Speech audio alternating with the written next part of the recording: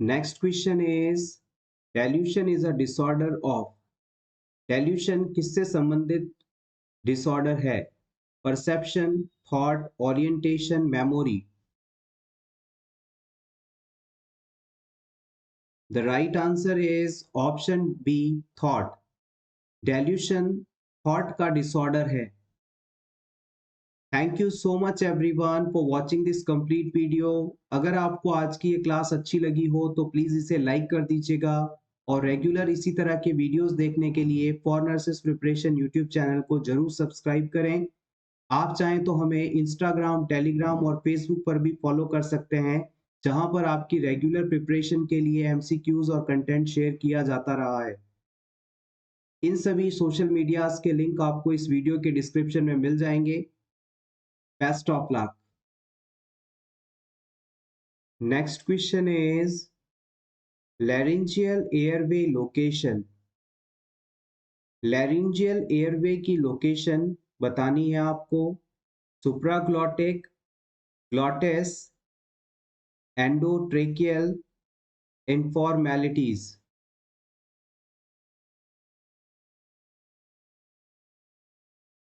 The right answer is option A, supraglottic. Laryngeal airway supraglottic airway को बोला जाता है।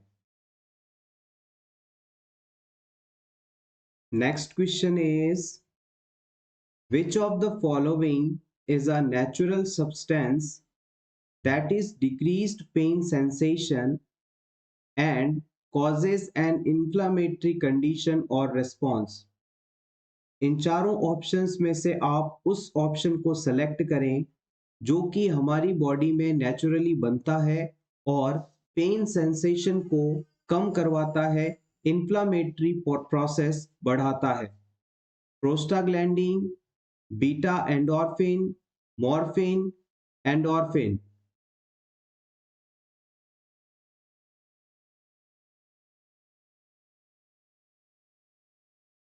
The right answer is option D, endorphin. आपने morphine drug का नाम सुना होगा। मॉर्फिन ड्रग किसे दी जाती है?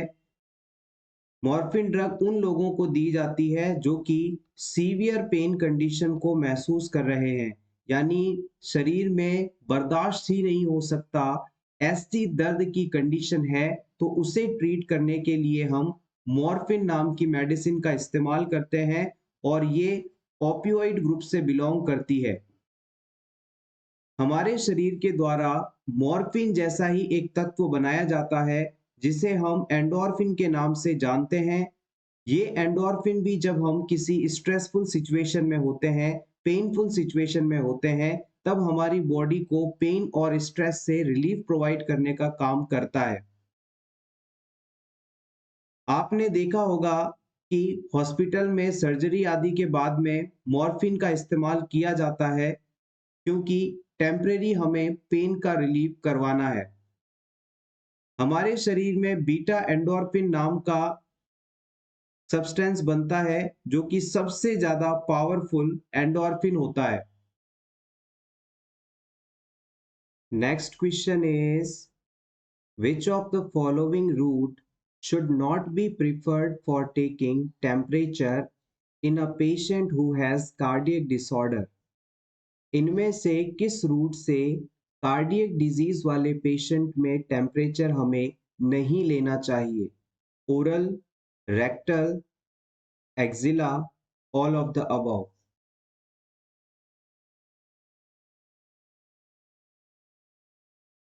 The right answer is option B, rectal root.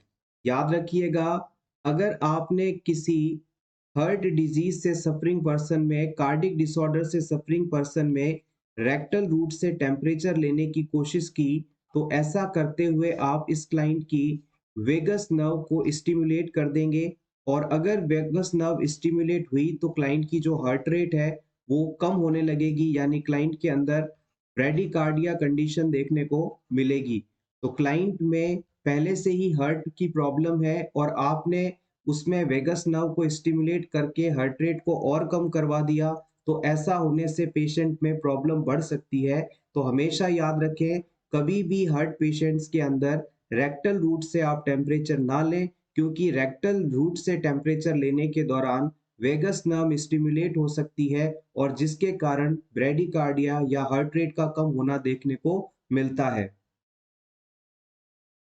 Next question is tardive dyskinesia is a tardive dyskinesia क्या है?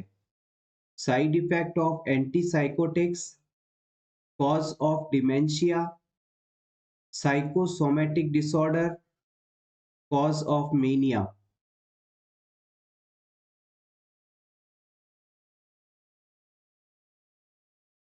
Important question.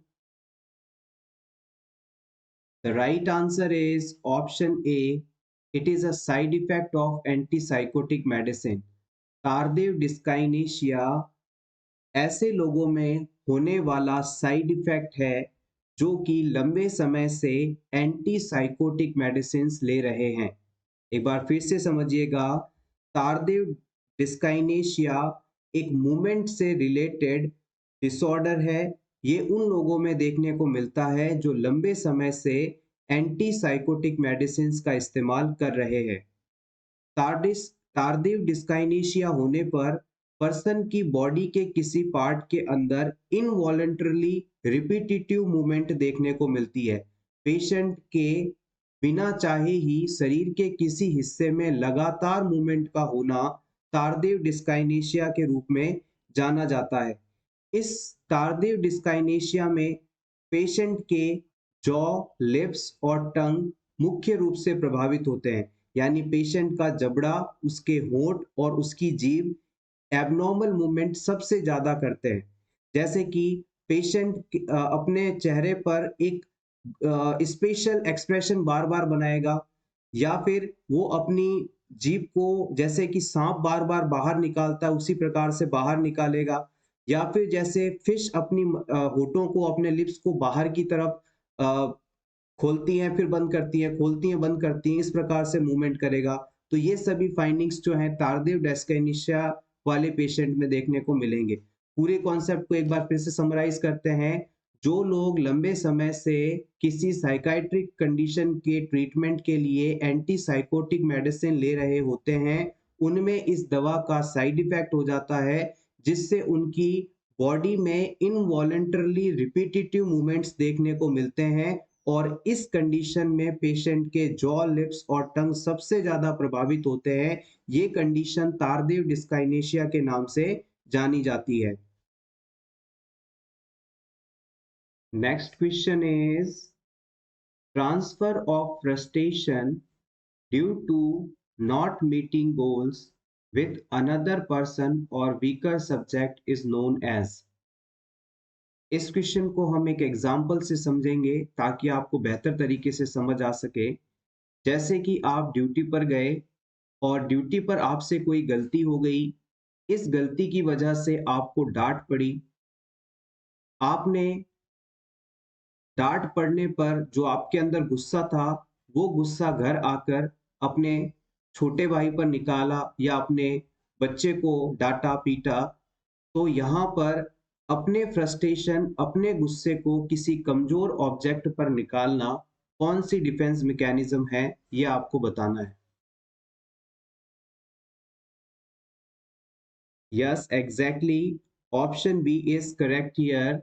अगर आप अपने द्वारा निर्धारित किए लक्ष्य को नहीं पा पाते, तो इससे जो फ्रस्ट्रेशन, जो तनाव, जो गुस्सा जनरेट होता है, उसे अपने से किसी कमजोर व्यक्ति या वस्तु पर निकालना डिस्प्लेसमेंट के रूप में जाना जाता है। बेसिकली ये एक डिफेंस मैकेनिज्म का ही टाइप है। डिफेंस मैकेनिज्म को आप मेंटल मैकेनिज्म के नाम से भी जानते हैं, आप चाहें तो यहाँ नोट कर सकते हैं।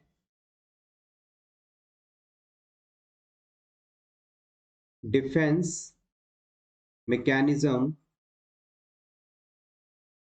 इसे आप मेंटल मैकेनिज्म के नाम से भी जानते हैं, क्योंकि आपके माइंड में आने वाली किसी भी प्रकार की स्ट्रेस या एंजाइटी को किस प्रकार से आपका माइंड हैंडल करता है, वही प्रक्रिया डिफेंस मैकेनिज्म है। एग्जाम पॉइंट ऑफ व्यू से ये चीज काफी ज्यादा इंपॉर्टेंट है और प्रीवियस एग्जाम में अक्सर यहाँ से क्वेश्चंस पूछे जाते रहे हैं। आइए कुछ इंपॉर्टेंट डिफेंस मैकेनिज्म को ब्रीफली रिवाइज कर लें जो कि आपके लिए बहुत हेल्पफुल हो सकती हैं। सबसे पहली डिफेंस मैकेनिज्म नोट करिएगा, कंपनसेशन। कंपनसेशन का मतलब होता है, मान लीजिए एक कोई पर्सन है, एक कोई व्यक्ति है जो कि एजुकेशन फील्ड में अच्छा नहीं कर पा रहा, उसके अच्छे नंबर नहीं आ पा रहे या उसने किसी गवर्नमेंट जॉब एग्जाम को क्रैक नहीं किया, तो इस चीज को कवर अप करने के लिए उसने क्या किया, दूसरे फील्ड में ज्यादा ध्यान देना शुरू किया और उसने बिजनेस शुरू किया और उसमें वो बहुत ज्यादा सफल हुआ। तो उसने क्या किया, एजुकेशन के अंदर तो वो फेल हुआ था, लेकिन इसके कंपनसेशन में उसने बिजनेस किया, उसमें अपना एफर्ट्स दिया और वहां पर वो जाकर सक्सेसफुल हुआ। तो यानी कि अगर आप एक किसी चीज में कमजोर हैं और उस कमी को पूरा करने के लिए दूसरी किसी चीज में आप अपने आप को बेहतर बना लेते हैं, तो ये कंपनसेशन मैकेनिज्म के रूप में जाना जाता है। नेक्स्ट आप देखिएगा, सब्स्टिट्यूशन मैकेनिज्म। इस डिफेंस मैकेनिज्म के अंदर पर्सन क्या करता है, मान लीजिए उसने पहले कोई बड़ा टारगेट अचीव करने का सोचा था, लेकिन वो उसे अचीव नहीं कर पाता, फेल हो जाता है, तो वो उसी फील्ड के अंदर जो छोटा टारगेट है उसके लिए प्रयास करके उसे अचीव करता है। तो ये डिफेंस मैकेनिज्म सब्स्टिट्यूशन के नाम से जानी जाती है। मान लीजिए आपने, जब आप ट्वेल्थ क्लास के अंदर थे तो आपने ये टारगेट किया था कि मैं नीट का एग्जाम दूंगा, उसमें अच्छी रैंक लाऊंगा और किसी गवर्नमेंट कॉलेज से एमबीबीएस करूंगा, लेकिन किसी वजह से, किसी स्थिति परिस्थिति के कारण आप तैयारी नहीं कर पाए और आपका नीट में स्कोर अच्छा नहीं रहा और आपको गवर्नमेंट कॉलेज नहीं मिला, तो आप वहां पर अगर फेल रहे तो आपने फिर से सोचा, कोई बात नहीं, मुझे अगर ये हायर गोल एमबीबीएस का नहीं मिला तो क्या हुआ, मैं मेडिकल फील्ड में ही रहकर लोगों की सेवा करूंगा। और इस उद्देश्य से आपने बीएससी नर्सिंग का एंट्रेंस एग्जाम दिया और इसमें बहुत ही अच्छे नंबरों से पास हुए और अब आप किसी गवर्नमेंट कॉलेज से नर्सिंग की अच्छी डिग्री कर रहे हैं, बीएससी नर्सिंग कर रहे हैं। तो आपने एक ही एरिया के अंदर, सेम एरिया के अंदर हाई गोल के ना मिलने पर उसी सेक्टर में रहते हुए लोअर गोल को अच्छे तरीके से हासिल किया। तो ये डिफेंस मैकेनिज्म सब्स्टिट्यूशन के नाम से जानी जाती है। आप चाहें तो इसका स्क्रीनशॉट ले लें, ये सभी बेसिक और इंपॉर्टेंट चीजें हैं, प्रीवियस एग्जाम में कई बार पूछी गई हैं। नेक्स्ट डिफेंस मैकेनिज्म है सब्लिमेशन। सब्लिमेशन के अंदर अगर किसी पर्सन को ऐसा कोई काम करना अच्छा लगता है जो कि सामाजिक तौर पर सही नहीं माना जाता, तो उसके द्वारा उस काम को कुछ इस प्रकार से मॉडिफाई किया जाता है कि वो चीज अब समाज में एक्सेप्ट करने योग्य बन गई है। जैसे मान लीजिए एक कोई पर्सन है जिसे लड़ाई झगड़ा करना, मारपीट करना, इसमें बहुत मजा आता है, तो वो क्या करता है, अगर हर किसी से जाकर लड़ेगा तो सोशली ये चीज अनएक्सेप्टेबल है, तो वो क्या करता है, अपने इस शौक को दूसरी तरह से चेंज कर देता है। यानी वो सोचता है कि क्यों ना मैं बॉक्सर बन जाऊं और बॉक्सिंग रिंग में जाकर अपना जो लड़ने का हुनर है उसे बेहतर करूं, और ये चीज सोशली एक्सेप्टेबल भी हो जाएगी कि ये बॉक्सिंग का प्लेयर है, बॉक्सर है। तो सोशली अनएक्सेप्टेबल किसी चीज को इस तरह से मॉडिफाई करना कि वो एक्सेप्टेबल मैनर में आ जाए, यही चीज सब्लिमेशन के रूप में जानी जाती है। नेक्स्ट हम बात करेंगे सप्रेशन डिफेंस मैकेनिज्म की। सप्रेशन डिफेंस मैकेनिज्म में व्यक्ति अपनी माइंड में आने वाली अनएक्सेप्टेबल पेनफुल थॉट्स को, फीलिंग्स को फॉरगेट करना चाहता है, भूलना चाहता है। मान लीजिए आप कहीं पर जा रहे हैं या फिर मान लीजिए कोई पर्सन है, वो कहीं जा रहा है, उसने वहां रखी किसी चीज को देखा और उसके दिमाग में ये आइडिया आ रहा है कि ये चीज कितनी खूबसूरत है, ये मेरे पास होनी चाहिए। तो वो उसे उसके दिमाग में आएगा कि मैं इसे ले जा तो नहीं सकता और इतनी महंगी ये खरीद नहीं सकता, तो क्यों ना मैं इसे वो चुरा लूं। तो उसके दिमाग में जब ये चीज आएगी, लेकिन फिर वो सोचेगा अगर मैंने चोरी की और पकड़ा गया तो जेल हो सकती है, मेरी पिटाई हो सकती है, तो मेरा नाम खराब हो जाएगा। तो ऐसा सोचना वो इसके दिमाग में ये जब ये ख्याल आता है तो वो कोशिश करता है कि ये सोशली अनएक्सेप्टेबल चीज है, मैं ऐसा नहीं करूंगा। तो मतलब अपने ऐसे आइडियाज को जो कि अनएक्सेप्टेबल हैं उन्हें जानबूझकर वो दबाता है, तो ये चीज सप्रेशन कहलाता है। मतलब मन में उठे विचारों को जानबूझकर दबाना सप्रेशन है। नेक्स्ट हम बात करेंगे रिप्रेशन डिफेंस मैकेनिज्म की, जो कि कुछ हद तक सप्रेशन से सिमिलर ही है। इससे सप्रेशन में हमने क्या कहा था, जानबूझ के आप अपने विचारों को जब दबाते हैं जो कि सोशली एक्सेप्टेबल नहीं है। यहाँ पर आपका माइंड अनकॉन्शियसली आपके ऐसे विचारों को भूलने की कोशिश करता है, दबाने की कोशिश करता है जो कि आपको एंजाइटी देते हैं या फिर सामाजिक रूप से एक्सेप्टेबल नहीं है। तो आपके माइंड के द्वारा अनकॉन्शियसली ऐसे सभी विचारों को, थॉट्स को दबाना या भूलना जो कि आपको चिंता में डालते हैं या फिर सामाजिक तौर पर एक्सेप्टेबल नहीं है, रिप्रेशन कहलाता है।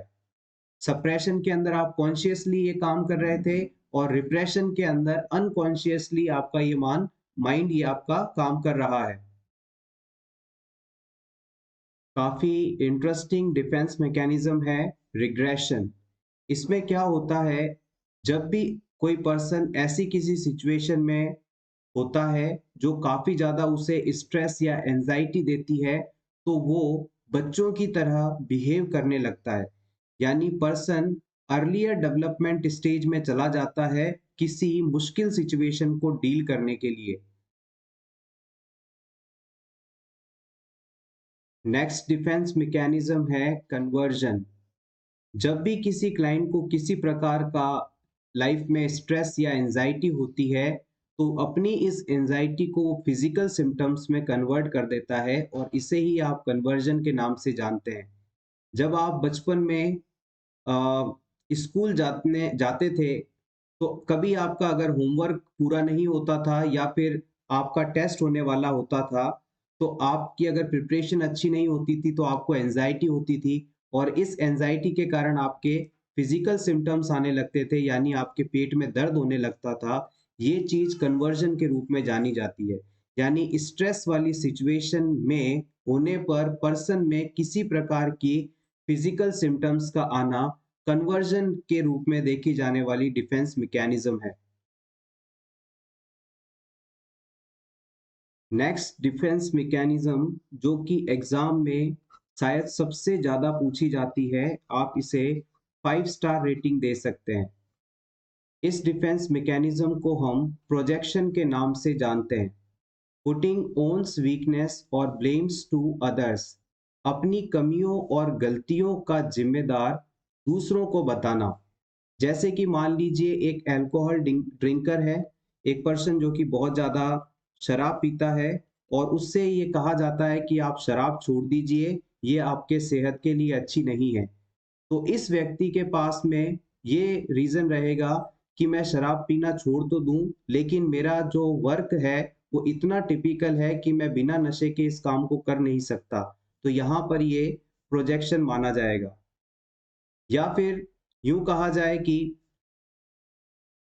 जैसे किसी पर्सन को कहा जाए कि आप अल्कोहल पीते हैं, अल्कोहल नुकसान करता है, आप इसे छोड़ दीजिए। तो वो कहेगा कि मेरे फैमिली मेंबर्स मुझे सपोर्ट नहीं करते, मेरा साथ नहीं देते, इस वजह से मैं ये अल्कोहल की लत लगी है मुझे और इस वजह से मैं इसे पीता हूँ। तो अपनी कमियों और गलतियों को छुपाने के लिए किसी और पर ब्लेम डालना प्रोजेक्शन के रूप में जाने जाने वाली मैकेनिज्म है।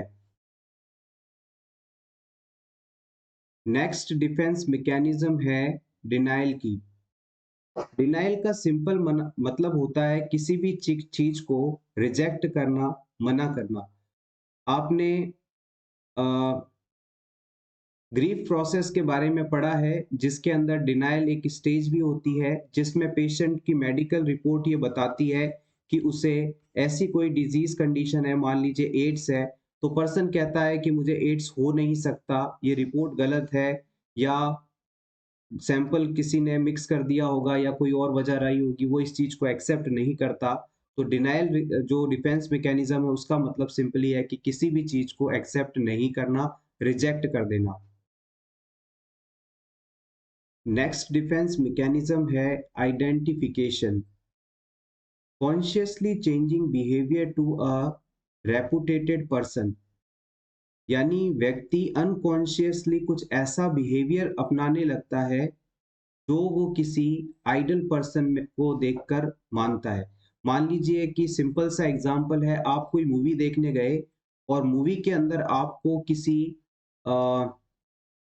एक्टर का या सोल्जर कह दीजिए, किसी सैनिक का रोल बहुत अच्छा लगा जिसने पूरी मूवी में देश की सेवा के लिए अपनी जान तक वो कर दी। तो उस सिचुएशन में जब आप मूवी देखकर आप बाहर निकलेंगे तो आपके दिमाग में कुछ समय के लिए थॉट रहेगा कि मैं भी देश की सेवा करूं, आर्मी में जाऊं, मैं भी सोल्जर बनूं। तो आपने उस पर्सन को एक तरह से रेपुटेटेड पर्सन के रूप में देखा, आइडल पर्सन के रूप में माना और फिर उसके जैसे अपने बिहेवियर को करने की कोशिश की। तो ये चीज जो है आइडेंटिफिकेशन डिफेंस मैकेनिज्म के रूप में जानी जाती है। अनकॉन्शियसली यदि कोई पर्सन किसी रेपुटेटेड पर्सनैलिटी की तरह बिहेव करता है तो ये चीज आइडेंटिफिकेशन के रूप में जानी जाती है।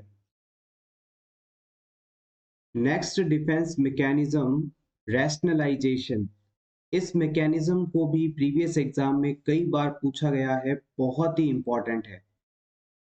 हैविंग एक्सप्लेनेशन और excuse for own failure to avoid anxiety, इस प्रकार की डिफेंस मैकेनिज्म का इस्तेमाल हम लोग बहुत ज़्यादा करते हैं। ये अपने आत्मसम्मान और एंजाइटी को कम करने के लिए, अपने आत्मसम्मान को बचाने और चिंता यानी एंजाइटी को कम करने के लिए यूज ली जाती है।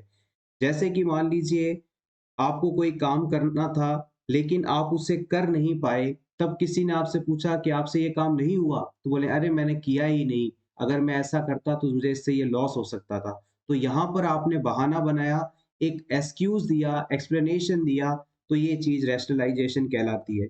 आपने बचपन में एक कहानी पढ़ी थी, fox and the grapes, fox and grapes. इसके अंदर जब लोमड़ी अंगूर खाने की कोशिश करती है तो अंगूर पेड़ पर ऊपर होते हैं, लेकिन इस वजह से वो उन्हें खा नहीं पाती। जब उससे पूछा जाता है कि आपने अंगूर खाए, तो क्या लोमड़ी कहती है कि नहीं, मैंने अंगूर खाए नहीं, अंगूर खट्टे थे इसलिए मैंने नहीं खाए। तो यहाँ पर अंगूरों को खट्टा बताना जो है रैशनलाइजेशन है, एक्सप्लेनेशन है, एक्सक्यूज है, कि वो अपनी फेलियर को छुपाना चाहती थी इस वजह से। तो रैशनलाइजेशन मैकेनिज्म अपनी फेलियर्स को छुपाने के लिए, अपने सेल्फ रेस्पेक्ट को बनाए रखने के लिए, एंजाइटी को कम करने के लिए दिया जाने वाला एक्सप्लेनेशन है। Next question is which of the following is the earliest sign of respiratory distress, किसी क्लाइंट को यदि रेस्पिरेशन से रिलेटेड प्रॉब्लम होती है, अगर वो सांस नहीं ले पा रहा होता है, तो सबसे पहले उसमें कौन सा साइन देखने को मिलेगा? रेस्टलेसनेस, साइनोसिस, फेंटनेस या फिर रैपिड ब्रीथिंग?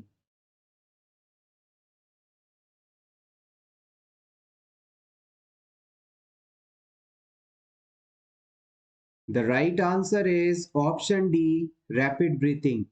जब भी किसी पर्सन को सांस लेने में तकलीफ होती है तो वो सबसे पहले तेजी से सांस लेना शुरू कर देता है, यानी rapid breathing is the earliest sign that seen in respiratory distress condition.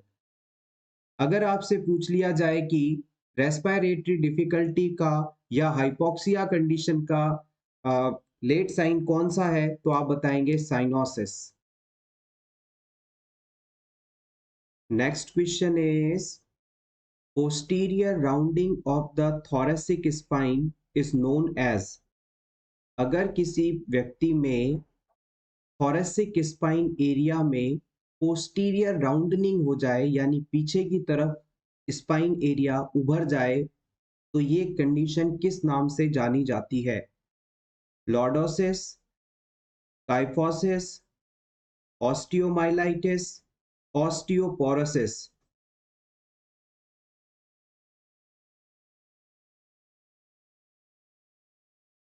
The right answer is option B.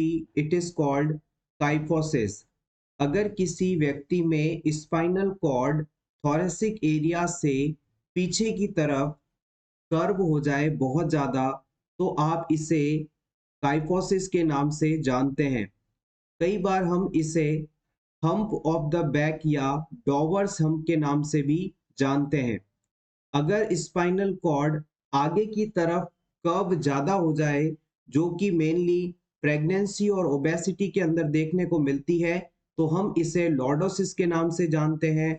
और स्पाइनल कर्व यदि लेटरल साइड्स में बहुत ज़्यादा कर्व हो जाती है, तो ये कंडीशन स्कॉलियोसिस कहलाती है। यहाँ पर मैं रफ डायग्राम बना देता हूँ।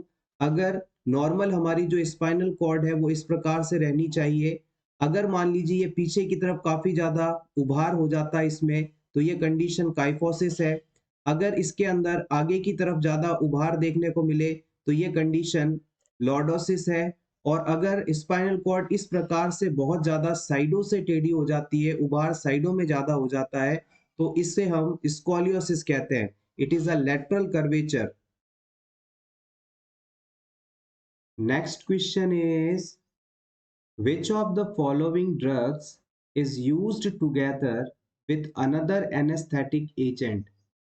इनमें से कौन सी मेडिसिन को आप दूसरी एनेस्थेटिक मेडिसिन के साथ इस्तेमाल कर सकते हैं? Atropine, fentanyl, phenytoin, phenobarbitone.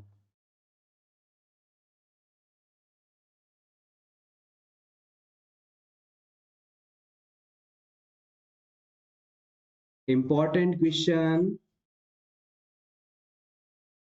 यहां पर सही जवाब होगा ऑप्शन बी, फेनेंटाइल।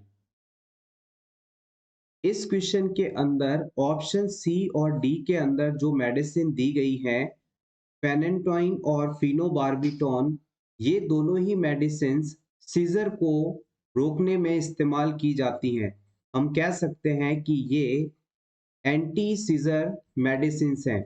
यानी कि जिन लोगों को मिर्गी आ रही है, सीजर्स आ रहे हैं, कन्वर्जन्स आ रहे हैं, उनके ट्रीटमेंट के लिए फेनेंटोइन और फिनोबार्बिटॉन नाम की मेडिसिन इस्तेमाल की जाती है। एग्जाम पॉइंट ऑफ व्यू से एट्रोपिन और फेनेल्टाइन काफी इंपॉर्टेंट है। आइए इसके बारे में कुछ पॉइंट्स जान लेते हैं। Atropine drug very important. It is a propane alkaloid and also work as anticholinergic medicine. Atropine sulphate नाम की जो मेडिसिन है वो प्रोपेन एल्केलॉइड है और इसका इस्तेमाल एंटी कोलिनर्जिक मेडिसिन के रूप में किया जाता है। किस किस जगह पर इसे इस्तेमाल किया जाता है, दिया जाता है, इसके बारे में जान लेते हैं। अगर किसी व्यक्ति को नर्व एजेंट से पॉइजनिंग हो गई हो, तो वहां पर इसे दिया जा सकता है। इसके अलावा पेस्टिसाइड पॉइजनिंग होने पर यह चीज एज अ एंटीडोट दी जा सकती है। पेस्टिसाइड पॉइजनिंग का मतलब है जैसे कोई किसान अपने खेतों में दवा छिड़क रहा है और दवा के छिड़काव के बाद अचानक उसमें पॉइजनिंग हो जाती है और इमरजेंसी में उसे हॉस्पिटल लेकर आया जाता है, तो हम केमिकल को आइडेंटिफाई करके एट्रोपिन एज अ एंटीडोट देकर उसकी लाइफ को सेव कर सकते हैं। तो याद रखिएगा, अगर पेशेंट में ऑर्गेनोफॉस्फोरस नाम के पेस्टिसाइड की पॉइजनिंग हुई है, तो इसके ट्रीटमेंट में हम atropine sulphate as a antidote इस्तेमाल कर सकते हैं। पेस्टिसाइड का मतलब है सिंपली जो फसलों में कीड़े लग जाते हैं उनको मारने वाली दवा। नेक्स्ट हम बात करते हैं किसी भी पर्सन के अगर हार्ट रेट स्लो है, तो हम उसे इंक्रीज करने के लिए दे सकते हैं।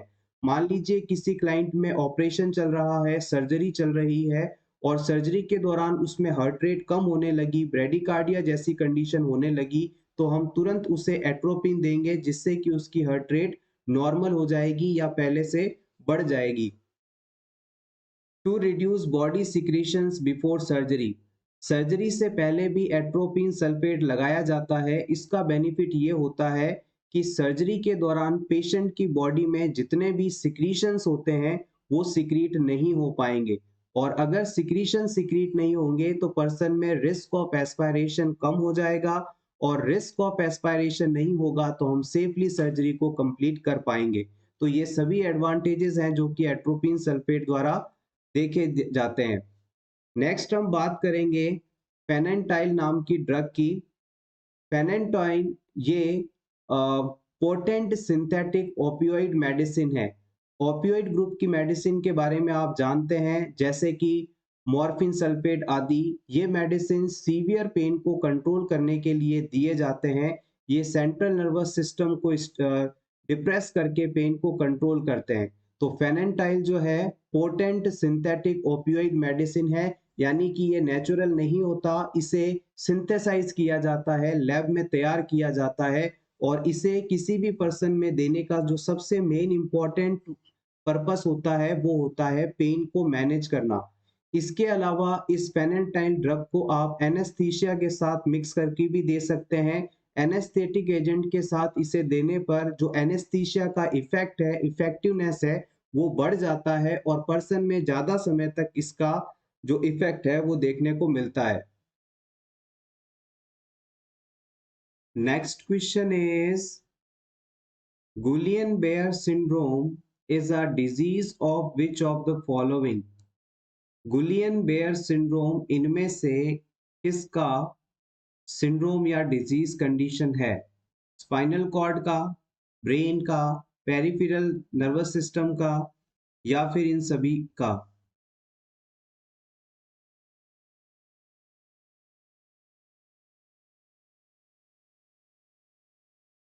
The right answer is option C, peripheral nervous system का।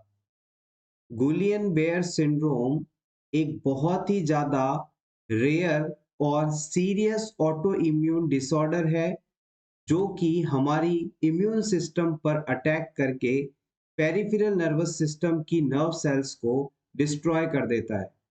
एक बार फिर से समझिएगा, गुलियन बेयर सिंड्रोम बहुत ही रेयर डिजीज कंडीशन है, और इस डिजीज कंडीशन के अंदर हमारा जो पेरिफेरल नर्वस सिस्टम होता है वो प्रभावित होता है, इसकी न्यूरॉन्स प्रभावित होते हैं। गुलियन बेयर सिंड्रोम से सफरिंग पर्सन के अंदर वीकनेस, नमनेस, टिंगलिंग सेंसेशन और पैरालिसिस जैसी कंडीशन देखने को मिलती है। इस डिजीज की शुरुआत में पर्सन की लोअर बॉडी अफेक्ट होती है, और फिर पैरालिसिस पैरों से ऊपर की तरफ बढ़ता है, धीरे धीरे पूरी बॉडी में पैरालिसिस हो जाता है। इसी कारण से इस डिजीज को हम असेंडिंग पैरालिसिस कंडीशन के नाम से भी जानते हैं। चाहे तो आप नोट नोट कर सकते हैं, इसे हम असेंडिंग पैरालिसिस डिजीज के रूप में जानते हैं, क्योंकि इसमें पैरालिसिस होने की शुरुआत पैरों से होती है और फिर धीरे धीरे पूरी बॉडी कवर हो जाती है। गुलियन बेयर सिंड्रोम जिन लोगों को होता है, अगर वो हॉस्पिटल में है तो हमें उनके रेस्पिरेटरी रेट को लगातार मॉनिटर करते रहना चाहिए, क्योंकि जब पैरालिसिस ऊपर बॉडी में धीरे धीरे बढ़ेगी तो एक समय आएगा जब हमारे लंग्स के मसल्स हैं वो भी पैरालाइज्ड हो जाएंगे और पर्सन चाहकर भी खुद से सांस नहीं ले पाएगा। तो ये कंडीशन अगर क्लाइंट में होती है तो कुछ सेकंड्स के अंदर ही या कुछ मिनट्स के अंदर ही उसकी जान जा सकती है। तो हमें इस चीज का ख्याल रखना है कि गुलियन बेयर सिंड्रोम में पेशेंट के रेस्पिरेशन को लगातार मॉनिटर करते रहना है। ये चीज प्रीवियस एग्जाम में पूछी गई है, इंपॉर्टेंट है। Next question is carpal spasm when the upper arm is compressed to cause ischemia, the nerve distally is। अगर किसी व्यक्ति में अपर आर्म पर दबाव देकर इस्चीमिया जैसी कंडीशन कॉज करवाई जाती है तो उसमें विशेष प्रकार के स्पाज्म देखने को मिलते हैं। इसे आप किस नाम से जानते हैं? प्रोसेसोसाइन, Homan sign, Kernig sign, Chvostek sign? Yes, option A is correct here. It is called प्रोसेसोसाइन। हमारे शरीर के अंदर जब भी कैल्शियम का लेवल 8.5 से कम होगा तो ये कंडीशन हाइपोकैल्सीमिया कहलाएगी, और इस सिचुएशन में टिटैनी जैसी फाइंडिंग देखने को मिलती है। हमारी बॉडी में नॉर्मल कैल्शियम का लेवल 8.5 से 10.5 के बीच रहना चाहिए। अगर मान लीजिए किसी पर्सन के अंदर कैल्शियम का लेवल बहुत कम है, यानी हाइपोकैल्सीमिया कंडीशन है, और आपने इस पेशेंट के अपर आर्म में बीपी कफ लगाकर बीपी कफ को सिस्टोलिक ब्लड प्रेशर से ऊपर इन्फ्लेट किया, तो इस पर्सन के अंदर जो कलाई वाला हिस्सा है वो अंदर की तरफ मुड़ने लगेगा, और इसे ही हम कार्पल स्पाज्म कहते हैं, और ये घटना प्रोसेसु साइन के रूप में जानी जाती है। जिन पर्सन्स के अंदर कैल्शियम की कमी होती है, उनमें हाथ के ऊपर बीपी कप लगाकर आप उसे सिस्टोलिक बीपी से ज़्यादा प्रेशर से फुला देते हैं, तो उस पर्सन का वो हाथ कलाई वाले हिस्से से अंदर की तरफ मुड़ने लगता है, यानी वहाँ कार्पल स्पाज़्म आने लगते हैं। यही प्रोसेसु साइन कहलाता है, और ये कैल्शियम की कमी को बता रहा है।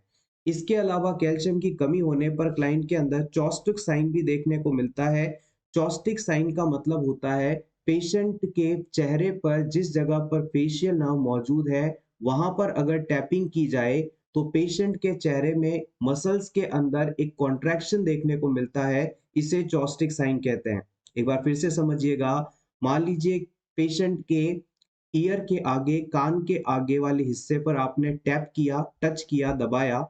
ऐसा करते ही पेशेंट के चेहरे में अचानक से एक सिकुड़न देखने को मिली, कॉन्ट्रैक्शन देखने को मिला, तो ये चीज जो है चॉस्टिक साइन है, और ये भी कैल्शियम की कमी को बताता है। दो इंपॉर्टेंट साइन है, कैल्शियम शरीर में कम होगा तो देखने को मिलेंगे, प्रोसेसिव हाथ में कार्पल स्पाज्म आना, और चॉस्टिक साइन चेहरे के मसल्स में कॉन्ट्रैक्शंस का होना। Next question is, in biomedical waste management, human anatomical waste should be segregated in। Biomedical waste management concept के अनुसार ह्यूमन एनाटॉमिकल वेस्ट किस कलर के बिन में कलेक्ट किया जाता है? Yellow, red, black, blue.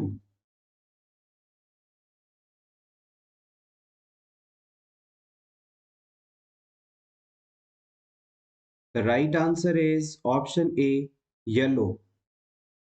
Yellow colour bin के अंदर कौन कौन सी चीजों को कलेक्ट करते हैं, आइए इसे आप नोट कर लें, जो कि एग्जाम पॉइंट ऑफ व्यू से इंपॉर्टेंट है। येलो बन के अंदर येलो बिन के अंदर जितने भी ह्यूमन एनाटॉमिकल पार्ट्स हैं, उन सभी को डिस्कार्ड किया जाता है। जैसे कि शरीर के किसी हिस्से को एम्प्यूटेट करके निकाला गया है, जैसे किसी का पैर काटता है, किसी का हाथ काटा है, या फिर डिलीवरी के बाद निकलने वाला प्लेसेंटा है, इन सभी को येलो कलर बिन के अंदर डिस्कार्ड किया जाता है। इसके अलावा जितने भी ड्रेसिंग मटेरियल्स होते हैं,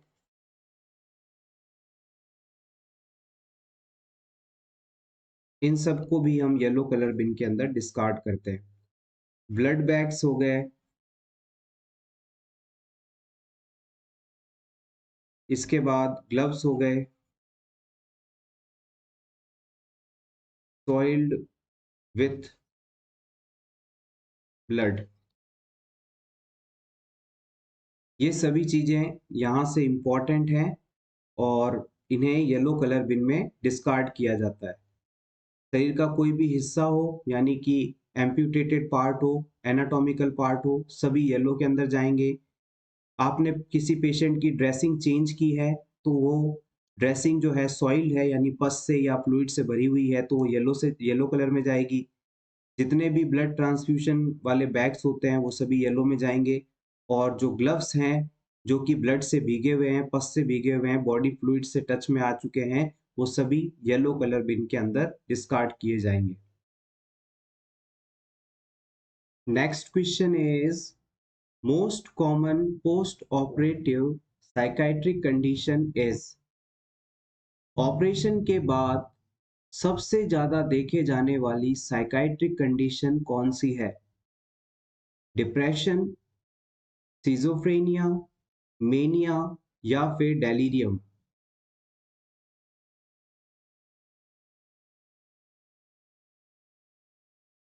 सर्जरी या ऑपरेशन के बाद सबसे ज़्यादा होने वाला साइकाइट्रिक कंडीशन डेलीरियम है। Option D is correct here. Delirium का मतलब होता है क्लाउडिंग ऑफ कॉन्शियसनेस, यानी पर्सन क्लियरली कोई चीज सोच नहीं पाता, उसके जो थॉट होते हैं वो क्लियर नहीं होता। ये चीज क्लाउडिंग ऑफ कॉन्शियसनेस के नाम से जानी जाती है। आपने पेशेंट में सर्जरी की, सर्जरी के दौरान एनेस्थीसिया दिया और एनेस्थीसिया के इफेक्ट के बाद जब पेशेंट रिकवर हो रहा होता है, इस इफेक्ट से बाहर आ रहा होता है, तो वो शुरुआती समय में पूरी तरह से कॉन्शियस नहीं होता, वो पूरी तरह से किसी चीज को क्लियरली सोच नहीं पाता और उसे टाइम प्लेस पर्सन का नॉलेज नहीं हो पाता और विजुअल हेलुसिनेशंस होते हैं। ये सभी फाइंडिंग्स डेलीरियम कंडीशन में भी देखने को मिलती है। इसलिए कहा जाता है कि ऑपरेशन के बाद सबसे ज़्यादा पेशेंट में डेलीरियम जैसी कंडीशन देखने को मिलती है। और वैसे अगर बात की जाए तो 4 बड़े सिम्टम्स हैं जो कि डेलीरियम वाले पेशेंट में देखने को मिलते हैं। सबसे पहला क्लाउडिंग ऑफ कॉन्शियसनेस, फिर डिसओरिएंटेशन, फिर डिस्ट्रैक्टिबिलिटी और सबसे ज़्यादा उसके अंदर विजुअल हेलुसिनेशंस देखने को मिलते हैं। Next question is the most common site for peptic ulcers in stomach is। Stomach में किस जगह पर सबसे ज्यादा पेप्टिक अल्सर्स होते हैं? Pyloric portion, cardiac portion, oesophageal junction या फिर body of stomach?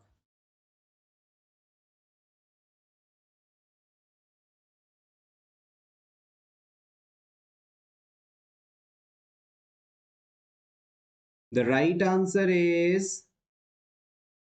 Pyloric pyloric portion. आइए जान लेते हैं ये पोर्शन कहाँ पर होता है। ये मान लीजिए आपकी इसोफेगस है और ये आपके ये वाला हिस्सा आपका स्टमक का एरिया है पूरा। अब जैसे ही स्टमक और इसोफेगस आपस में जुड़ते हैं, इस जगह पर जो एरिया मौजूद रहता है इसे हम कार्डिया के नाम से जानते हैं। और कार्डिया के जस्ट नीचे ये वाला हिस्सा फंडस कहलाता है और फंडस के नीचे बॉडी होती है, उसके बाद एंट्रम होता है और फिर पाइलोरस पार्ट आता है। पाइलोरस के आगे स्मॉल इंटेस्टाइन शुरू हो जाती है, ड्यूडेनम शुरू हो जाता है। तो यहाँ पर ड्यूडेनम और एंट्रम के बीच में ये वाला जो हिस्सा है इसे हम पाइलोरस के नाम से जानते हैं और इसी जगह पर पेप्टिक अल्सर सबसे ज्यादा देखने को मिलते हैं। अगर किसी क्लाइंट के अंदर आपसे पूछ लिया जाए कि पेप्टिक अल्सर का मोस्ट कॉमन कॉज क्या है, तो आप बताएंगे Helicobacter bacteria. Helicobacter pylori bacteria, इसे एच पाइलोरी के नाम से भी जाना जाता है। और अगर इस बैक्टीरिया से हुए स्टमक इन्फेक्शन का प्रॉपर ट्रीटमेंट ना हो तो क्लाइंट के अंदर स्टमक कैंसर जैसी कंडीशन भी डेवलप हो सकती है। Next question is most common vein used for central venous catheterization। अगर किसी क्लाइंट में आपको सेंट्रल वीनस कैथेटर लगाना है यानी कि सेंट्रल लाइन लगानी है, तो सबसे ज्यादा किस वेन में इसे लगाया जाता है ये आपको बताना है। Subclavian vein, basilic vein, cephalic vein या internal jugular vein? Very important question, especially for AIMS NORCET 2023 and SGPGI exam. The right answer is option D, internal jugular vein। Internal jugular vein जो है आपके neck area में पाई जाती है, गर्दन में पाई जाती है और ये मोस्ट कॉमन साइट मानी जाती है सेंट्रल वीनस कैथेटराइजेशन की, या फिर आप इसे कह सकते हैं सेंट्रल लाइन की। यानी कि आपको अगर किसी ऐसे पर्सन के अंदर आईवी एक्सेस लेना है जिसे लंबे समय तक दवाइयां चलने वाली हैं, लंबे समय तक हॉस्पिटल में वो रहने वाला है, तो बार बार आप उसके हाथ पैरों में कैन्यूला नहीं लगा सकते, उसे परेशान नहीं करते, तो आप क्या करते हैं, शरीर की किसी बड़ी वेन के अंदर एक बार कैथेटर या कैनुला लगा देते हैं और ये लंबे समय तक, कई महीनों तक चलता है। पेशेंट में इस आईवी लाइन से हम, इस सेंट्रल लाइन से बहुत ज़्यादा मात्रा में तेजी से फ्लूइड दे सकते हैं, ब्लड दे सकते हैं, ब्लड का सैंपल ले सकते हैं, मेडिसिन डिलीवर कर सकते हैं। इस वजह से ये सेंट्रल लाइन लगाई जाती है। और इसकी जो मोस्ट कॉमन साइट है वो आपके नेक में मौजूद इंटरनल जुगुलार वेन होती है। अगर आपसे पूछ ली जाए कि सेकंड मोस्ट कॉमन साइट कौन सी होती है, तो आप यहाँ नोट कर सकते हैं। सेकंड मोस्ट कॉमन साइट होती है आपकी चेस्ट सब क्लेवियन वेन। सब क्लेवियन वेन ये सेकंड मोस्ट कॉमन साइट मानी जाती है और ये आपके चेस्ट एरिया के अंदर पाई जाती है। सेकंड मोस्ट कॉमन साइट हो गई सब क्लेवियन वेन, जो कि आपके चेस्ट में पाई जाती है। इसके अलावा इसे आप फीमोरल वेन से भी लगा सकते हैं। इसके अलावा आप इसे फीमोरल वेन से भी लगा सकते हैं, जो कि आपके ग्रोइंग एरिया के पास होती है, लेकिन ये लीस्ट कॉमन साइट मानी जाती है। लीस्ट कॉमन, क्योंकि ये आपके ग्रोइंग एरिया के पास है, तो यहाँ इन्फेक्शन का ट्रांसमिशन जल्दी हो सकता है, इसलिए इसे कम ही यूज किया जाता है। और अगर आपसे पूछ लिया जाए कि जब आप पेशेंट में सेंट्रल लाइन लगाते हैं तो इसका सबसे डेंजरस कॉम्प्लिकेशन कौन सा होता है, तो आप बताएंगे न्यूमोथॉरेक्स। ये सभी पॉइंट्स इंपॉर्टेंट हैं, आप चाहें तो इसका स्क्रीनशॉट ले लें आपके रिवीजन के लिए। Next question is national iodine deficiency disorder control program was launched in NIDDCP program किस वर्ष लॉन्च किया गया था? 1963 में, 1973 में, 1989 में, 1983 में?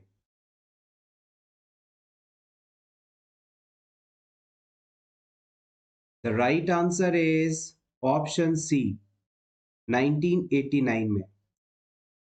आइए इस पूरे कॉन्सेप्ट को समझते हैं।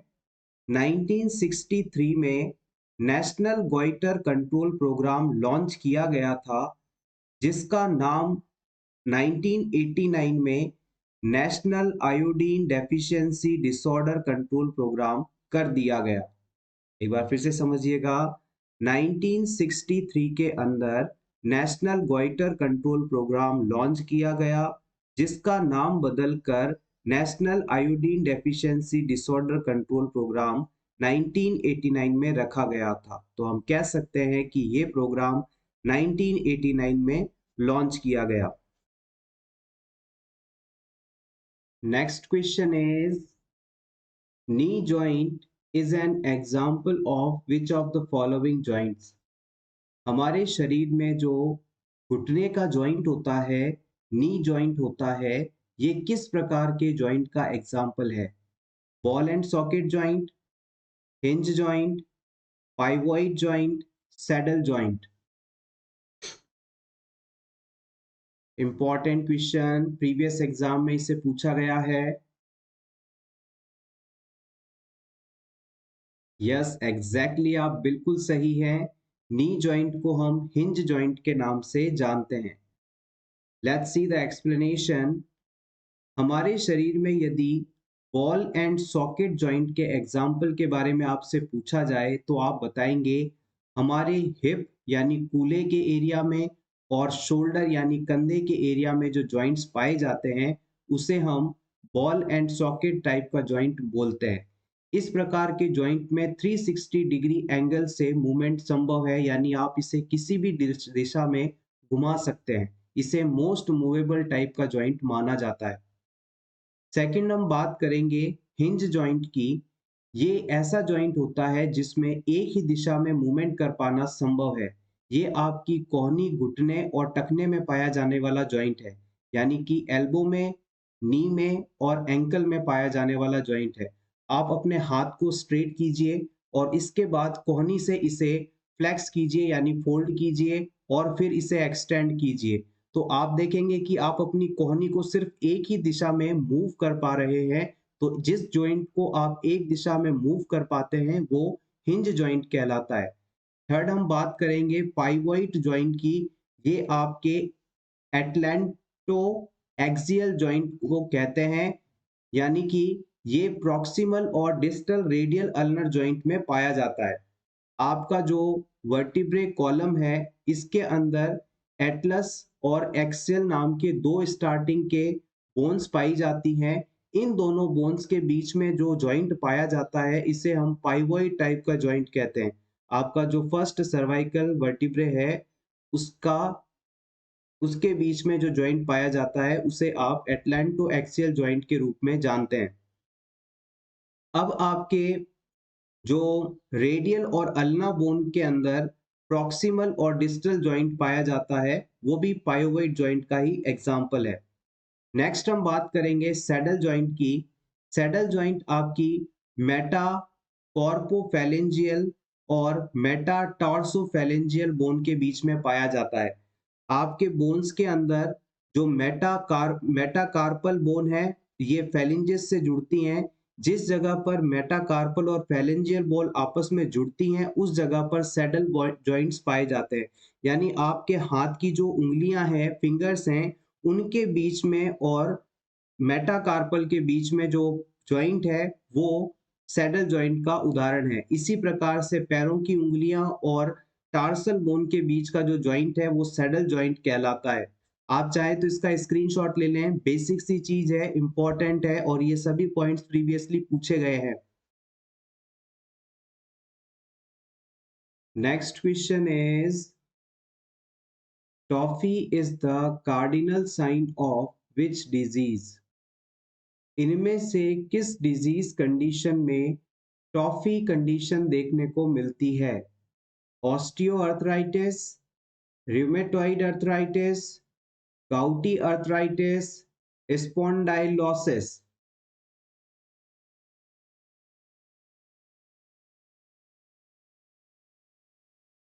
The right answer is option C, gouty arthritis. जिन लोगों को गाउटी अर्थराइटिस होता है, उनमें टॉफी कार्डिनल साइन मुख्य रूप से देखने को मिलता है।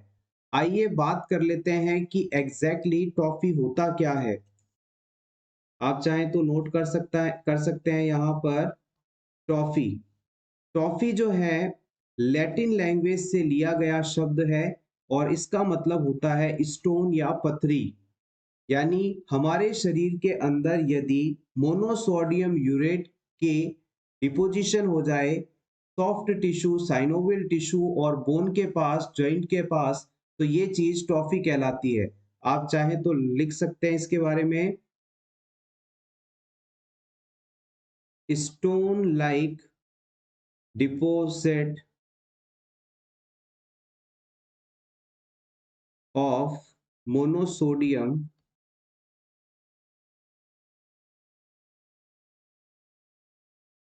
यूरेट इन सॉफ्ट टिश्यू, साइनोवियल टिश्यू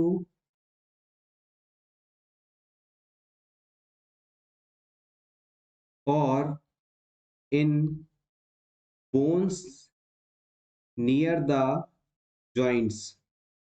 अगर किसी व्यक्ति में सॉफ्ट टिश्यू, साइनोवियल टिश्यू और जॉइंट के पास मोनोसोडियम यूरेट के स्टोन्स बन जाएं, तो ये कंडीशन टॉफी कहलाती है, और ये गाउट डिजीज या गाउटी अर्थराइटिस कंडीशन के होने को बताती है। और याद रखिएगा, जिन लोगों को गाउट डिजीज होता है, उन्हें खाने के अंदर ऐसे सभी सब्सटेंस नहीं लेने चाहिए या कम लेने चाहिए जिनमें प्यूरिन मौजूद हो। ऐसे सब्सटेंसेस की बात की जाए तो अल्कोहल, मीट और कुछ तरह की मछलियां इसमें इंपॉर्टेंटली मानी जाती हैं।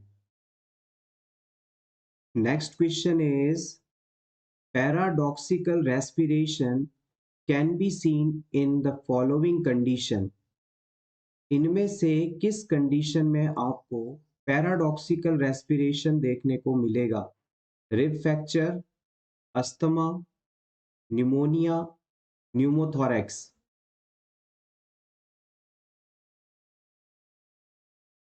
Important question. The right answer is option A, rib fracture. देखिएगा यहाँ पर पैराडॉक्सिकल रेस्पिरेशन टर्म यूज की गई है, जो कि रिब फ्रैक्चर यानी कि प्लेयल चेस्ट की कंडीशन के अंदर देखने को मिलता है। ये इसका कार्डिनल साइन माना जाता है। ये इसका कार्डिनल साइन माना जाता है। मान लीजिए किसी पेशेंट को ट्रॉमा हुआ और उसके रिब्स फ्रैक्चर हो गई, यानी उसकी पसलियां टूट गई, तो अब ये पेशेंट जब सांस लेगा तो जैसे ही वो गैस को इन करेगा, रेस्पिरेशन इन करेगा, तो उसका चेस्ट नॉर्मल सिचुएशन में तो फूलना चाहिए, बाहर आना चाहिए, लेकिन पैराडॉक्सिकल रेस्पिरेशन होने लगेगा और उसका चेस्ट जो है अंदर की तरफ दबेगा।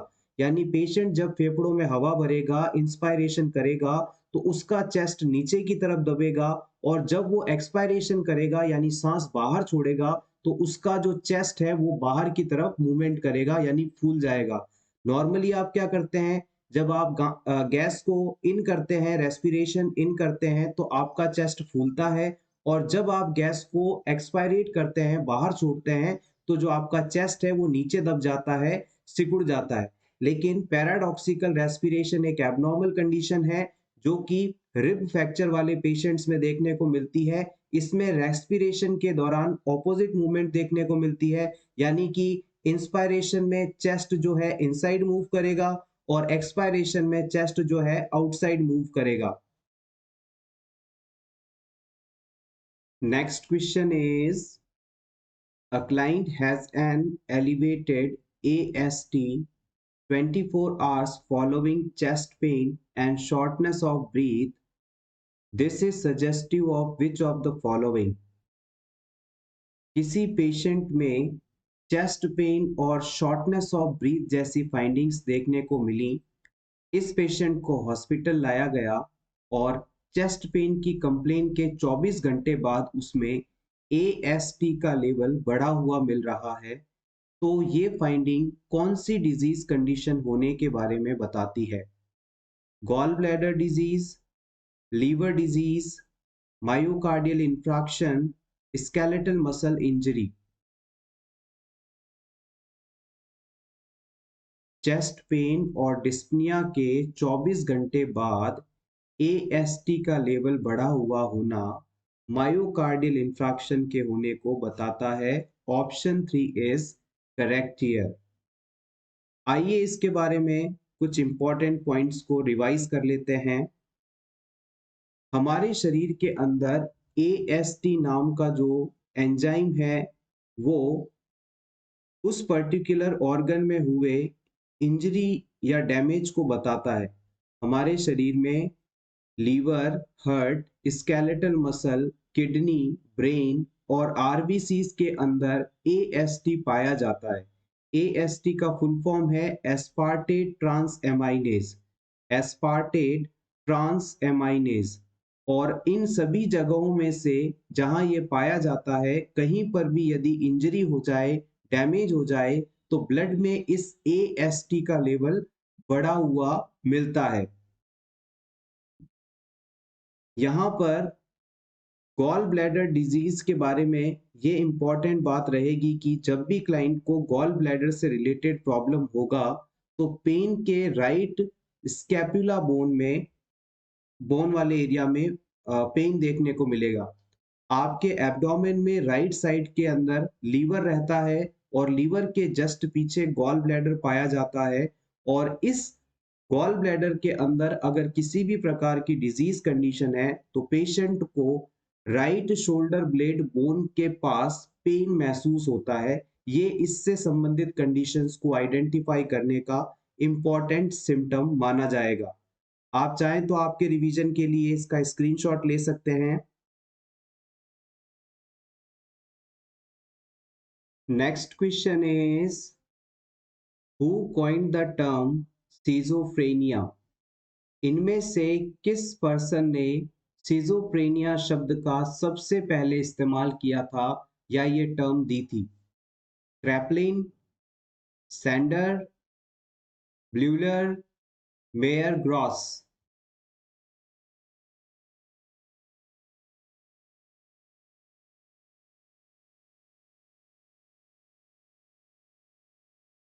The right answer is option C, Bleuler. Schizophrenia term का इस्तेमाल ब्यूलर नामक पर्सन ने सबसे पहले किया था। आइए इससे जुड़े कुछ इंपॉर्टेंट पॉइंट्स क्विकली रिवाइज कर लें। यूगन ब्यूलर ने सिजोफ्रेनिया को एक बहुत ही ज्यादा डिजीजेस का एक समूह बताया था। Schizophrenia is a group of diseases. Schizophrenia के द्वारा ही 4A सिम्टम्स दिए गए थे, जो कि एग्जाम पॉइंट ऑफ व्यू से very very very most important हैं। इससे प्रीवियस एग्जाम में बहुत ज्यादा बार पूछा गया है। याद रखिएगा, यूगन ब्लूलर नामक पर्सन ने सिजोफ्रेनिया के अंदर कौन से 4 सिम्टम्स पाए जाते हैं उन्हें दिया था। 4A सिम्टम्स दिए थे, जिनमें सबसे पहले वाले ए का मतलब होता है एसोसिएशन, सेकंड का मतलब होता है अफेक्ट, थर्ड का है एम्बिवेलेंस और फोर्थ का है autism. Loosening of association, affect disturbance, ambivalence और ऑटिज्म, ये सभी 4 फाइंडिंग्स हैं जो कि 4A सिम्टम्स में बताई जाती हैं, पाई जाती हैं।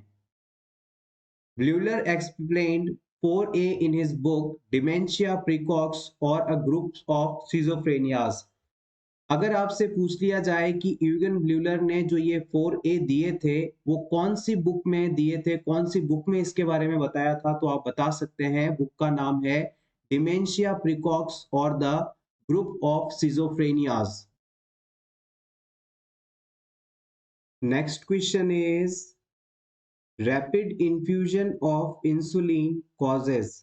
अगर किसी क्लाइंट में आप तेजी से इंसुलिन एडमिनिस्टर करते हैं तो इससे कौन सी प्रॉब्लम हो सकती है, कौन सा इलेक्ट्रोलाइट इम्बैलेंस हो सकता है? हाइपरकैलीमिया, हाइपर मेट्रीमिया, यहाँ पर हाइपरनेट्रीमिया है, इसे आप करेक्ट कर लीजिएगा, this is an. Hyponatraemia, hypokalaemia.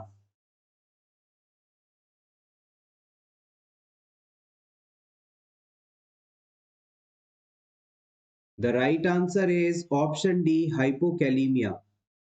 आपको ये बात अच्छी तरह से पता है कि किसी भी क्लाइंट को जब इंसुलिन दिया जाता है तो इसके इफेक्ट के कारण जो ब्लड शुगर का लेवल है वो कम हो जाता है। ब्लड शुगर या ग्लूकोज कह दीजिए का लेवल कम हो जाता है, डिक्रीज हो जाता है। इसके साथ साथ ये होता कैसे है इस चीज को समझिएगा। जैसे कि मान लीजिए ये आपकी सेल है और ये ब्लड वेसल है। अब आपके ब्लड के अंदर खूब सारा शुगर का लेवल है, आपने चेक किया कि ब्लड शुगर बहुत ज्यादा हाई आ रही है और आपने इसे इंसुलिन दिया। तो ये इंसुलिन क्या करता है, ये शुगर मॉलिक्यूल्स को ब्लड से सेल के अंदर पहुंचा देता है। यानी इंसुलिन का काम है जो ब्लड के अंदर ज्यादा मात्रा में मौजूद शुगर कंटेंट है, ग्लूकोज मॉलिक्यूल्स हैं, उसे ब्लड से निकाल कर सीधे सेल के अंदर भेज देना। और इसी दौरान इस ब्लड ग्लूकोज के साथ साथ पोटेशियम भी थोड़ा थोड़ा करके सेल के अंदर मूव कर जाता है। तो अब आप जब ब्लड शुगर लेवल चेक करेंगे तो आपको यहाँ पर ग्लूकोज की कमी देखने को मिलेगी, क्योंकि ब्लड से सारा ग्लूकोज या शुगर सेल के अंदर जा चुका है। और इसके साथ साथ इस प्रोसेस में पोटेशियम आयन भी ब्लड स्ट्रीम से सेल के अंदर चले जाते हैं। तो यहाँ पर हाइपोकैलीमिया देखने को मिलेगा। एक बार फिर से समराइज करें तो जब भी किसी क्लाइंट को इंसुलिन दिया जाता है तो ये इंसुलिन बॉडी में जाकर ब्लड में मौजूद शुगर मॉलिक्यूल्स को सेल के अंदर भेज देता है, जिससे कि ब्लड के अंदर शुगर का लेवल नॉर्मल हो जाता है। इस प्रोसेस में ग्लूकोज के साथ साथ पोटेशियम को भी सेल के अंदर भेज दिया जाता है। इस वजह से क्लाइंट के अंदर हाइपोकैलीमिया भी देखने को मिलता है। Next question is most common side effect of anti neoplastic agent is. अगर किसी क्लाइंट का ट्रीटमेंट चल रहा है कैंसर डिजीज का, यानी उसे anti cancer medicine, anti neoplastic medicine दिए जा रहे हैं, तो इस ड्रग का सबसे ज्यादा होने वाला साइड इफेक्ट कौन सा होगा? Alopecia, vomiting, diarrhoea, anorexia.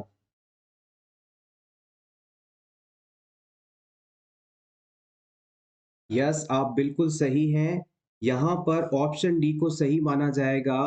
जब भी पेशेंट्स को कैंसर ट्रीटमेंट के लिए एंटी नियोप्लास्टिक एजेंट्स दिए जाते हैं, तो सबसे ज़्यादा उनमें एनोरेक्सिया जैसे सिम्टम्स देखने को मिलते हैं। It is a most common side effect. Anorexia का मतलब होता है डिक्रीज एपेटाइट, डिक्रीज एपेटाइट यानी कि भूख का ना लगना, भूख ना लगना, यानी कि क्लाइंट को भूख नहीं लगेगी। ये सबसे ज़्यादा देखने वाला कॉम्प्लिकेशन है। इसके अलावा कैंसर पेशेंट्स के अंदर आपने देखा सुना होगा कि उनके बाल गिर जाते हैं, हेयर फॉल हो जाता है। हेयर फॉल यहाँ लिख लीजिएगा। हेयर फॉल, एलोपेशिया का मतलब होता है हेयर फॉल। हेयर फॉल यानी कि बालों का गिरना, और ये लॉन्ग टर्म कॉम्प्लिकेशन है। Long term most common complication है। अगर आपसे पूछ लिया जाए कि long term most common complication कौन सा है, तो बताएंगे एलोपेशिया। और अगर पूछ लिया जाए कि मोस्ट कॉमन कौन सा है, तो आप बताएंगे appetite, loss of appetite, anorexia.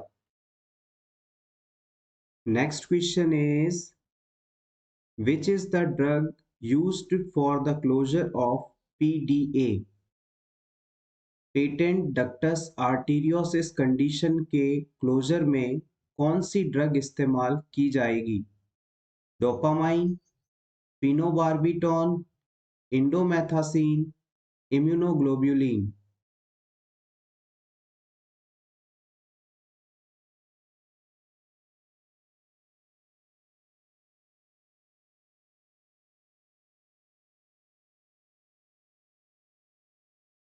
The right answer is indomethacin. Indomethacin medicine PDA के ट्रीटमेंट में इस्तेमाल की जाती है। Next question is, in a burn patient fluid loss occurs due to, किसी बर्न के पेशेंट में फ्लूइड लॉस होने का क्या कारण होता है? Increase capillary permeability, increase tissue perfusion, paralytic ileus and vomiting, nasogastric drainage. मान लीजिए किसी पेशेंट को बर्न हुआ है, वो जल चुका है, और जलने के बाद पेशेंट में आप देखते हैं कि हाइपोवॉलेमिक शॉक होने का खतरा रहता है। उसकी बॉडी से बहुत ज़्यादा फ्लूइड का लॉस होने लगता है। तो इस फ्लूइड लॉस होने का मेन कारण क्या है? Yes, exactly the right answer is option ए, इनकी इंक्रीज कैपिलरी परमिएबिलिटी। आइए इसे थोड़ा सा समझ लेते हैं। मान लीजिए ये आपके आर्टरीज हैं, यानी ब्लड वेसल जो कि ऑक्सीजनेटेड ब्लड को कैरी करती हैं, और यहाँ पर ये आपकी कैपिलरीज हैं जो कि बहुत ही ज़्यादा माइन्यूट ब्लड वेसल होती हैं, और ये आगे जाकर वेन्स से जुड़ती हैं। और वेन्स क्या करती हैं? डीऑक्सीजनेटेड ब्लड को कैरी करती हैं।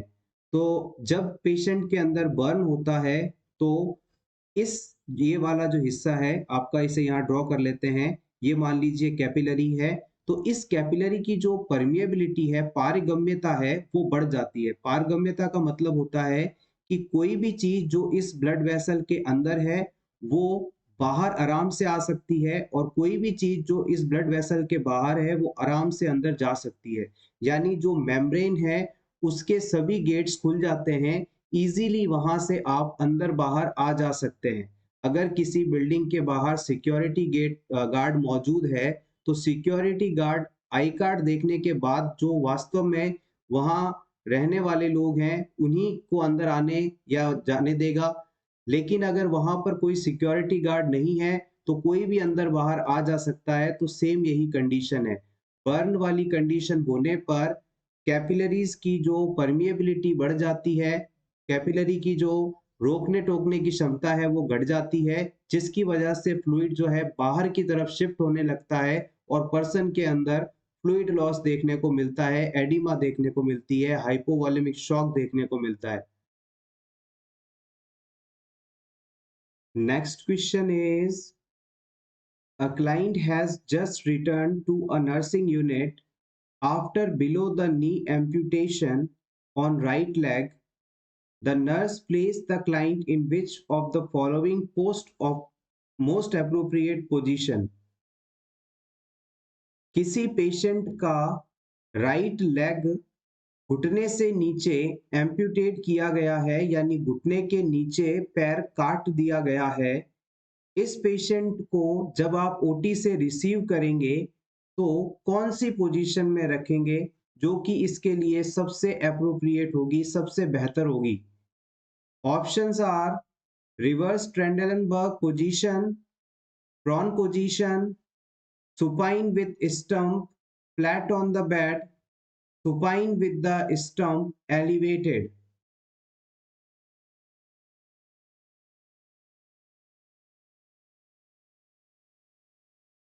The right answer is option D, supine with stump elevated.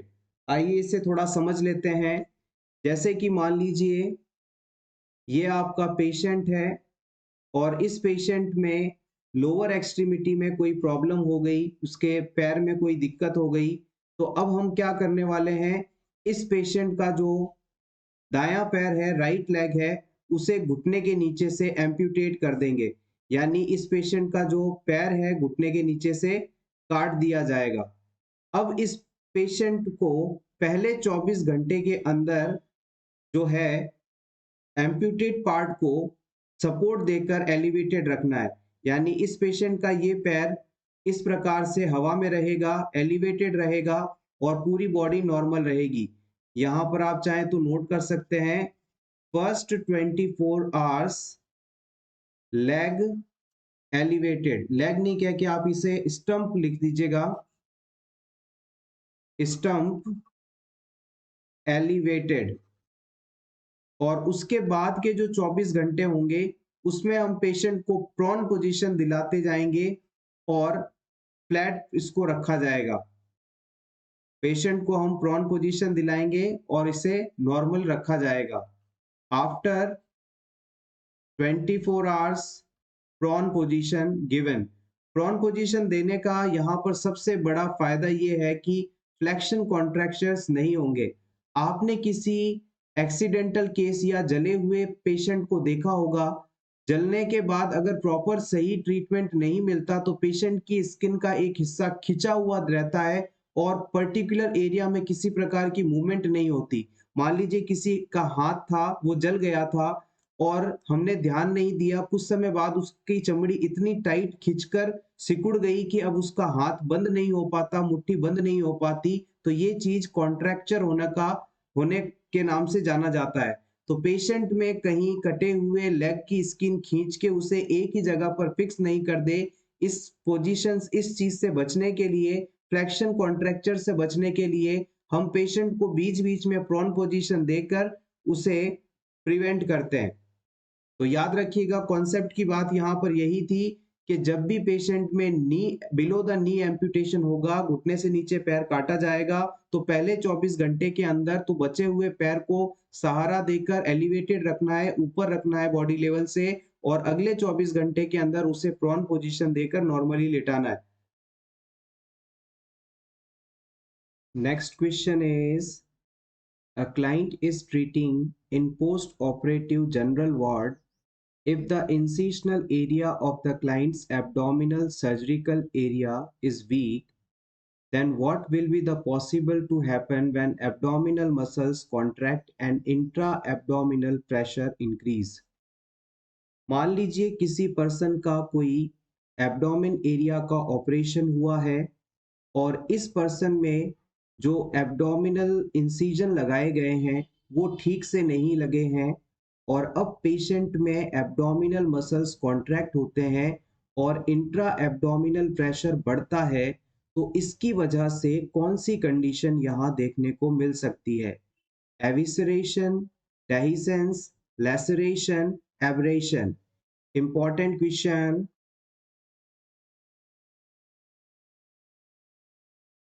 Yes, the right answer is option B. It is called dehiscence. याद रखिएगा, जैसे कि मान लीजिए ये किसी क्लाइंट के अंदर सर्जरी के बाद किया गया सुचर्ड एरिया है। मान लीजिए आपने पेट की कोई सर्जरी की, एब्डोमेन एरिया की सर्जरी की और उस पर स्टिचेस लगा दिए, लेकिन किसी वजह से ये स्टिचेस सही नहीं थे या फिर किसी कारण से एब्डोमिनल प्रेशर बढ़ा, क्लाइंट ने बहुत तेजी से खांसी की या फिर स्नीज किया, तो उसके वजह से ये घाव खुल गया, इसके जो स्टिचेस थे वो टूट गए, टाँके टूट गए, घाव खुल गया।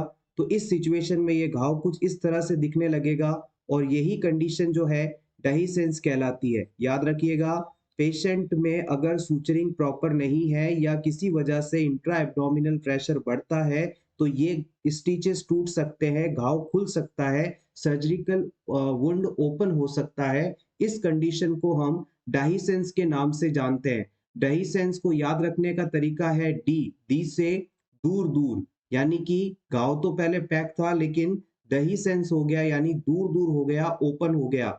अब मान लीजिए इसी कंडीशन में थोड़ा सा और कॉम्प्लिकेशन बढ़ जाए और इस वुंड से पर्सन को खांसते छींकते समय इतना ज्यादा प्रेशर बढ़ा कि उसकी इंटेस्टाइन इस घाव से बाहर आ गई, तो ये कंडीशन एविसरेशन कहलाएगा। अगर किसी सर्जिकल एरिया से घाव ओपन हो जाए और वहां से इंटरनल ऑर्गन बाहर की तरफ निकल आए, तो इस कंडीशन को हम एविसरेशन के नाम से जानते हैं। ये क्वेश्चन आपका अपकमिंग एसजीपीजीआई एग्जाम और नॉर्सेट एग्जाम दोनों के लिए इंपॉर्टेंट है। डेहिसेंस मीन्स दूर दूर हो जाना यानी घाव का खुल जाना, टाके टूट जाना, और एविसरेशन का मतलब होता है खुले घाव से इंटरनल ऑर्गन का बाहर निकल आना, प्रोट्यूड हो जाना। Next question is, a 61 years old client with a history of chronic renal failure is admitted with a possible appendicitis. Based on this history, which acid-base imbalance is most likely to be found when laboratory test results are assessed? 61 साल का एक patient है जिसे chronic renal failure था और अब उसमें appendicitis हो गया है। इस सिचुएशन में इस पेशेंट में कौन सा एसिड बेस इम्बैलेंस देखने को मिलेगा? Respiratory acidosis, respiratory alkalosis, metabolic acidosis, metabolic एल्किलोसिस।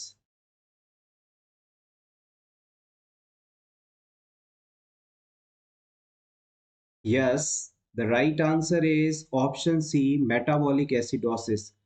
Patient को क्रॉनिक रीनल फेलियर कंडीशन है और इसके अंदर most commonly metabolic acidosis condition देखने को मिलेगी। Option C is correct here.